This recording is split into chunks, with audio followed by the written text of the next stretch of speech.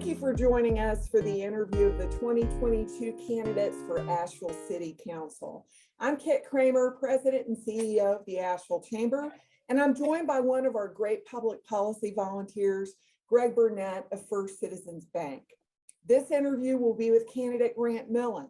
All interviews will be posted to the Chamber's website at ashevillechamber.org/2022 elections. Grant, thanks for joining us. I'm going to jump right into the first question. By 2040, our metropolitan statistical area is expected to have added almost 100,000 people.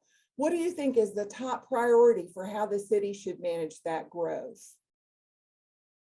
Well, I emailed you some of my thoughts, and we just did the strategic planning session March 17th and 18th. City Council did their annual strategic retreat. And I think some of these things come up. We're talking about housing a lot. And I want the City of Asheville's role should be adding clarity and a vision of the future. A specific about growth is a digital twin, a digital representation of Asheville and Buncombe County that helps everybody talk about planning with the same information and the same visuals and the same facts. Because I'm aware of people wanting to move here. My family moved here from California many years ago, and we started a business downtown. Well, we bought the business, T.S. Morrison and Company, and we want the good, quintessential Asheville things to stay Asheville, and continue to make continuing to keep Asheville a desirable place to move to is a good thing. I was part of the Grow WNC, Land of Sky Regional Council of Grow WNC Federal Sustainable Communities Initiative. And we did some of that analysis about how these narrow corridors in these valleys that represent Asheville and much of Buncombe that is developable, it's limited. We have a kind of a limited picture here, at least within Asheville and Buncombe. So I don't have a specific plan about growth, but I'm interested I'm happy to share some thoughts about what I've experienced and what I've watched over the years, and something specific, a digital twin, to help us get specific and everybody get literally on the same digital page, you might say, about growth. What role do you see economic development playing in dealing with that growth? Well, that's something I am very interested in. I have not seen, you're showing the AVL 5x5 2025 logo there. I happen to know about the AVL 5x5 economic development plan. I mentioned in my email last night about AVL Greater. I'm very interested in learning more about AVL Greater, and I have my own ideas about economic development. That we need a restart. It can be a place for community, different right now disparate constituencies coming together, because everybody likes to talk prosperity. So it is there. We want to. I think I would just say, for me, my term is community economic development, and I say 3.0. It's just kind of the next phase in economic development, that it has more of a sustainability, and it has. You did it. You all did it with AVL Greater. It is there. We just need a coordinated picture. I like the hub project. I think it was called the Asheville Buncombe Community Economic Development project that was done away with a few years ago. And there isn't really there's a City of Asheville Planning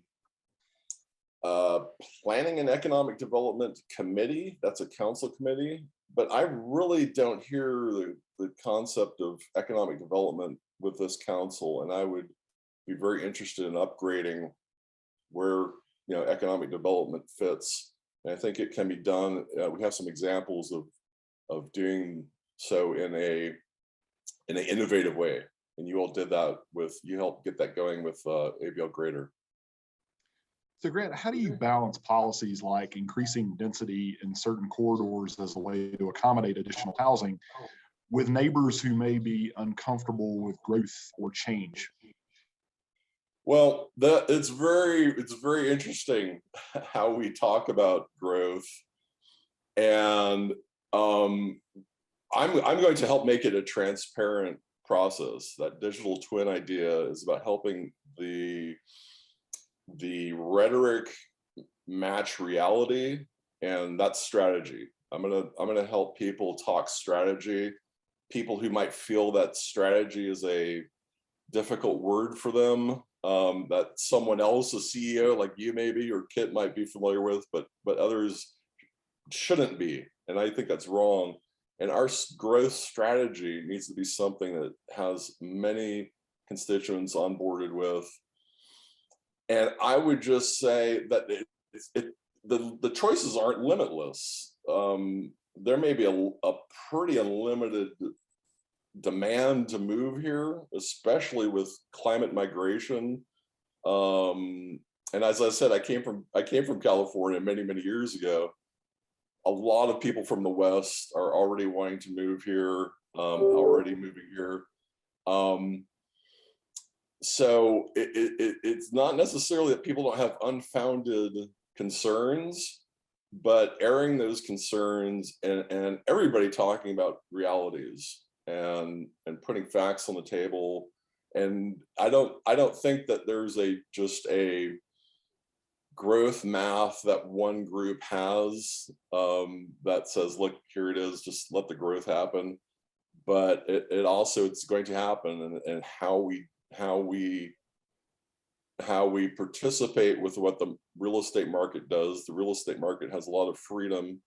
Property owners have a lot of freedom what to do with their property, but there's a role for government, and it seems like we would have a City of Asheville would have a lot of clarity right now. They've updated the Development Services Department, how strategy is implemented there.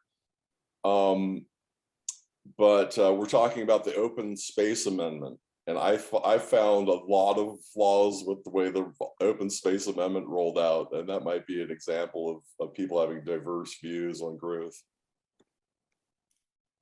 Grant, what do you think the role of the business community is in our city? Vital, and I am happy to say I get to come from a entrepreneurial background that many council candidates have not had. Particularly I just mentioned my family purchasing a downtown business in the 80s, in 1980, when it was pioneer stage. Kind of, we were picking up the pieces from the 30s, the boom times of the 30s, and many years had gone by, and there were boarded up buildings, and we had some of the problems of today in terms of social problems and poverty and kind of homelessness and substance abuse, but not at the scale of today. And so I helped clean out this old 100-year-old store, and as a teenager, before I joined the military, and ran the cash register there. And I have an idea of what storefront, bricks and mortar, street level retail businesses are probably experiencing these days. And I just say entrepreneurship is vital. It's the way where we where the government gets taxes from in a large part, and it is part of what makes Asheville great. People won't want to move here or live here without these diverse, eclectic businesses. I'm really interested in seeing a greater definition of innovation in Asheville with that what is economic development question for the future. So I have a Master of Entrepreneurship degree, as a matter of fact, too. So I'm interested. I'm interested in hearing from the entrepreneurial community. I'm interested in strengthening it and innovating there. So Grant, in general, where do you get your information as to what's happening within our community? I look at the Citizen Times a lot, and Mountain Express. I extrapolate from what I learn from sources outside our community, meaning I look at Harvard Business Review. I shared a link to a Deloitte report last night, and a lot of these times, these other analysis, they're kind of generic, but I think of applications here for Asheville. So I am a lifelong newsy person and history buff since childhood. So I am an information guy. When people talk about data, I'm always at City Hall, I'm always saying, what is that data? What context are you putting that in? And I'm one of the most highly educated council candidates there's ever been. I've got 2 graduate business degrees and took several MBA courses. So as a member of council, what would you do to reach out to the business community to give them a voice? Well, I'm looking forward to finally joining the chamber, for one, and just getting to know everyone there, and SIBO,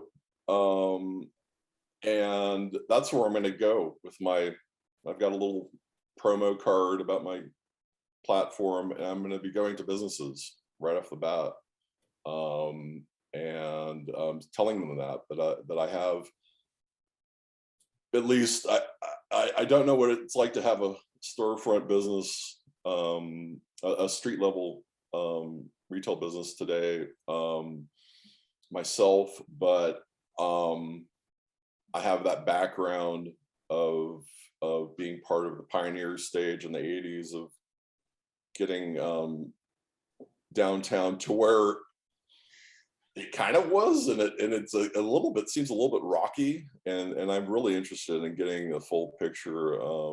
I like the Asheville Downtown Association survey they did recently, but I'm thinking of kind of getting more testimonials and really relaying what people are experiencing. Grant, what's your stance on the issues that are affecting businesses downtown, such as camping and panhandling? Well, so I like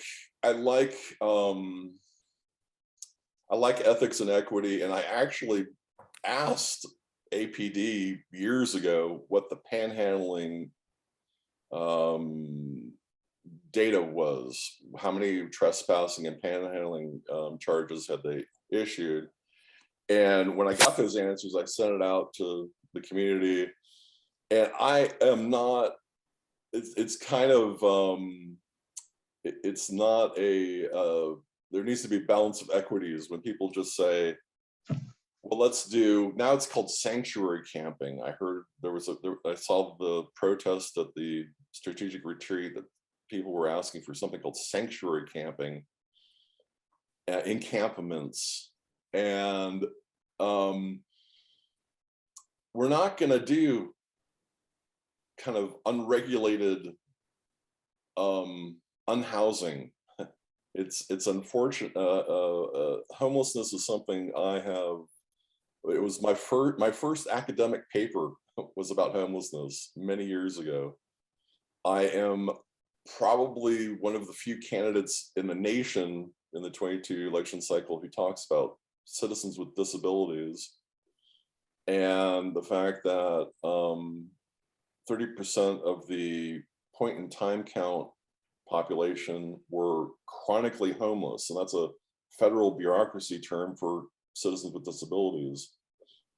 When we hear about permanent supportive housing, that's designed for citizens with disabilities, and yet we don't really use that term. That the term is used in the mayor's committee on citizens with disabilities, but that hasn't met in years. So I'm interested in giving a voice to solutions for vulnerable populations like citizens with disabilities, getting them out off the street.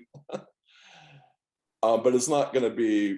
It's going to be. Our strategy needs to be not so much panhandling, and not resorting to just what is a sanctuary encampment, trying to have a dialogue about what is a unregulated encampments around businesses and how that conflicts with commerce. There's got to be another angle. It'll be really interesting to see what this housing services consultant comes up with. I will study that very carefully, what those findings are. And what do you consider to be City Council's role in maintaining public safety? Very big, very big. I am going to immediately ask to be seated on the Public Safety Committee. I'm one of the few candidates who participate in those meetings. I participated in the last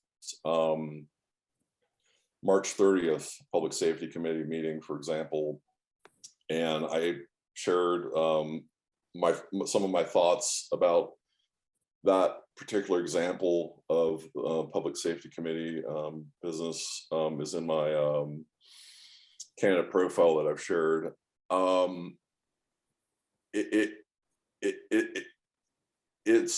There's a place for equity. Police don't. I've started to come to the point of saying police there's an effort to change with the boards and commissions restructure. There's an effort to rename the Public Safety Committee the Equity and Community Safety Committee. And I think I understand where that's coming from, but I'm going to be pretty adamant that the Public Safety Committee PSC needs to stay the PSC and support APD and support emergency response. We just went through a major national emergency, COVID-19.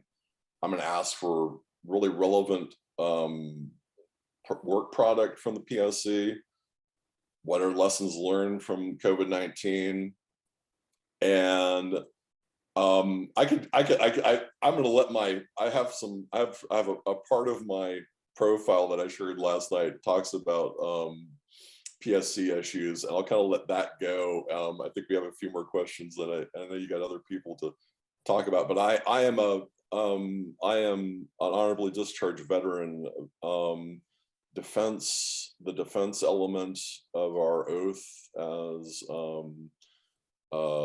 government officers is something I would take very seriously, and there is a role for equity, but police don't do equity exactly. They aren't judges. They don't have a judge in the police car with them. That's where the courts are. That's what the courts are for. And I think it's happening a little bit less, but city councils seem to be really getting into kind of being like a Supreme Court about justice issues. And one of the things I pointed out, I'll say this, one of the things I pointed out at the last PSC meeting was our APD, there have been no use of force lethal incidences, not against innocent folks, not against perpetrators. Our APD is run by a very capable man, Chief Zach, and we don't need to necessarily call them heroes on a daily basis and a kind of with any sort of fanaticism, but we can be proud of our APD. And that's not a organization you want to see fail and then try and rebuild it. We need to have it at a kind of a operational effectiveness. And I'll be talking about that operational effectiveness and asking about it in the future. The most recent version of the Bowen report says that we need more housing at every income level. How can City Council promote more construction of housing? Well, I don't think council needs to promote more construction of any kind of housing. And it is surprising to me, Kit, that we are kind of at this point where we're kind of still talking about what the housing strategy is. And I'm very, very interested in seeing what the Leadership Asheville Forum findings are. That they just last night was their second part of this kind of community design charrette insight development process. That I just mentioned the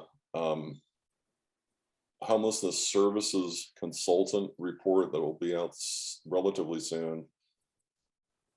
Again, strategy. What is the formulation and achievement of aims about housing for Asheville? Connected to it's called Vision 2036. When I say that strategic retreat that happened on the 17th and 18th, I think they mentioned housing too, and it's Living Asheville comprehensive plan, of course, mentioned housing. That's 5 years old already. Something that's updating, it's keeping us updated, that's flexible, is the digital twin idea. And we need to have a conversation with property owners and what ideal optimized housing solutions look like. Because frankly, just anything housing, we may have gotten more short-term rentals than we really want, and that I'm going to ask for.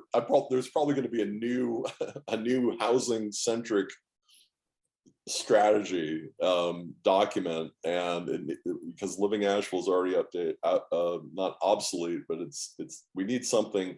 We need to have a constant kind of discussion about housing that has some quarterly updates, so that and what council can do. I'm very interested in optimizing that, and we talk about lessons learned. I'm really interested in talking to the development services folks and seeing what those recent changes that they made, what kind of effects they had, and what contractors and property owners think, because they are part of the scene. Developers are part of the scene, and I've looked forward to seeing some better analysis that I can work with, and I'll be, when I see something I like, I'll be happy to share it and point it out that, wow, hey, we've made some progress here on housing. So Grant, in 1 minute or less, what sets you apart as a candidate? Well, I ask tough questions. It's just kind of my knack, and asking what is a high performance municipality is a different question. It's a different research question, you might say. And that's what council members are. They get to work with the kind of the intellectual capital of the city and be representative of the public and reflect on what the city manager is doing in other parts of government, and look for the white space, the things not being discussed, and weaknesses in a SWOT analysis. And I am really interested in identifying what the top 25 municipalities, the top high-performing municipalities across the nation and the free world are, and what characteristics they have, and seeing what that looks like for Asheville.